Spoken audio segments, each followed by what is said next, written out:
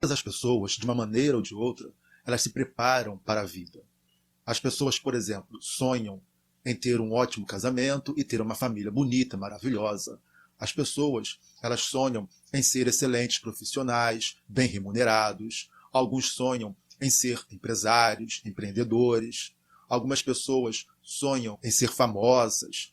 Todos nós buscamos expectativas para a nossa vida, para o nosso futuro. Queremos vencer naquilo que buscamos, queremos ser felizes. E geralmente o sucesso, geralmente vencer naquilo que nós nos propomos, está muito associado à felicidade.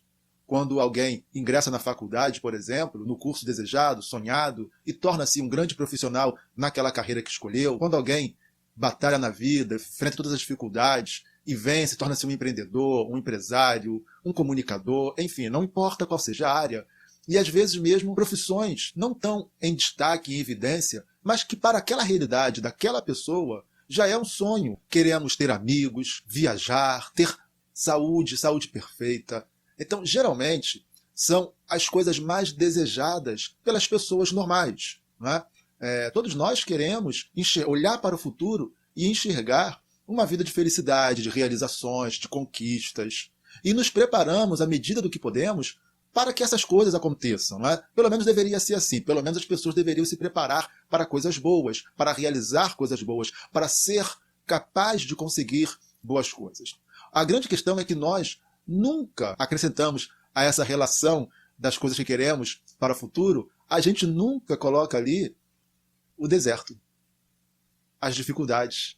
Porque nós não buscamos dificuldades. Nós não queremos dificuldades. E é claro que não. Todos nós buscamos o fluxo de coisas boas, né? O caminho que nos leva a realizações, a coisas boas, a felicidade. O grande problema é que a vida não é assim, né? A vida não é esse caminho de felicidades sem fim. Todos nós passamos pelas intempéries da vida, e são essas intempéries a que nós chamamos de desertos. Alguns desertos são mais amplos, outros desertos são mais curtos, mas são desertos da vida. E esses desertos são muito marcantes e delimitam a nossa vida, que às vezes nos fazem esquecer quem éramos, né? É interessante que Moisés, o grande libertador de Israel, que tirou o povo de Israel do Egito, usado poderosamente por Deus, Moisés, ele viveu seus primeiros 40 anos da sua vida, desde o seu nascimento, ele viveu no Egito como príncipe. Ele era príncipe ali nos palácios de Faraó, criado como príncipe, até o momento em que ele percebe que havia algo mais forte o chamando. Quando ele vai defender os seus irmãos hebreus, e então ele tem que fugir do Egito, ele vai parar na terra, no deserto de Midian. E ele habita ali no deserto de Midian por 40 anos. Então ele vai dos 40 anos de idade até os 80 anos de idade. Ali ele conhece sua esposa, ali ele se casa, ali ele vive como simples pastor de rebanhos. Então o que eu quero dizer com isso é que Moisés precisou viver por 40 anos no deserto ou nos desertos de Midian para que ele se tornasse uma outra pessoa. Deus iria usar Moisés para libertar o povo de Israel e colocar o povo de Israel na terra prometida. Só que Moisés precisava deixar de ser o príncipe do Egito para ser o príncipe do povo de Deus. E para isso ele precisou conviver com o deserto por 40 anos. É claro que ele teve uma excelente formação intelectual, cultural no Egito, e tudo isso foi muito bem aproveitado. O que ele precisava era se esvaziar daquele sentimento do príncipe, o príncipe do Egito. E ele precisava adquirir alguns outros conhecimentos que apenas aqueles 40 anos no deserto poderiam formar nele, mas não foi nada planejado. Moisés não falou, bom, agora eu vou para o deserto, ficar 40 anos para melhorar a minha formação, porque um dia eu vou voltar aqui no Egito. Não, Moisés nem sonhava em libertar o povo de Israel. Quando Deus o chama aos 80 anos de idade, ele nem queria isso, ele tentou de todas as maneiras relutar contra aquela chamada de Deus, mas não teve jeito, e ele teve que obedecer a Deus e então ser o libertador. Mas aqueles 40 anos que ele viveu ali, e ele nem imaginava qual seria o seu futuro, foram extremamente importantes, como eu já falei, para esvaziá-lo daquele sentimento de príncipe do Egito, e ele então passar a compreender melhor a vida com outros olhos, com o olhar da simplicidade. Então o deserto, geralmente, ele transforma a vida de quem o atravessa. Nós, na nossa formação, na nossa educação, na nossa bagagem que trazemos, bagagem familiar, nós trazemos também muitas coisas boas, mas também trazemos muitas coisas que acabam atrapalhando um pouquinho a nossa maneira de enxergar a vida, de encarar as coisas. Eu lembro quando eu tinha 15 anos de idade, e então comecei no meu primeiro emprego formal, eu havia saído ali do ginásio na época, eu trabalhei numa loja de calçados, primeiro emprego, e eu nem precisava, meu pai falava, olha, termina de concluir seus estudos, não vai trabalhar agora, mas eu queria ter o meu dinheiro, eu queria ter o meu salário, eu queria na verdade ter as minhas experiências. E eu lembro quando eu comecei a trabalhar ali, e éramos 3 recém-contratados, só que 2 ficariam e um não ficaria. E aí quando o gerente daquela loja, era uma rede de calçados, e o gerente daquela loja ele falou para mim, olha, você agora vai ali lavar banheiro. Eu lembro que eu falei, lavar banheiro? Mas eu nunca pensei de lavar banheiro na minha casa, não, faço qualquer coisa, mas banheiro eu não lavo. E bati o pé firme, dizendo que eu não precisava daquele emprego, então eu não precisava de lavar banheiro. E aí depois o gerente ele me chamou, ele conversou comigo, ele falou, olha, eu também já fui assim igual você quando eu era da tua idade, e toda aquela conversa que você pode imaginar. Eu estava conhecendo as realidades, né, da vida, né? Eu estava conhecendo a realidade da vida. Realmente, eu não precisava, eu não dependia, não é que eu não precisava, eu não dependia daquele emprego. Mas uma vez que a gente decide ter um padrão de vida, a partir do momento que nós fazemos as nossas escolhas, nós temos que assumir essas escolhas com todas as suas características. Não apenas os lados bons, mas os lados ruins também, né? E eu lembro que depois de alguns meses, ali trabalhando naquela rede, naquela loja, a empresa que também distribuía calçados, ela vendia por atacado, então ela passou a ir à loja, pegar alguns funcionários de loja para fazerem entrega no caminhão para lojas que adquiriam os produtos dessa empresa. E aí, é óbvio, várias vezes eu saí no caminhão, e eu lembro hoje, quando eu passo no centro da cidade, né, aliás, eu transitei muito pelo centro da cidade depois disso, eu trabalhei no centro da cidade do Rio de Janeiro depois disso, e eu sempre lembrava de quando umas 2 vezes, na verdade, o caminhão parou ali na Avenida Passos e não tinha onde estacionar para descarregar o caminhão, e só eu, de entregador. E aí o motorista ia lá, abria a carroceria, jogava aquelas caixas todas no chão e falava, se vira por aí porque eu vou dar uma volta, porque não tem onde parar.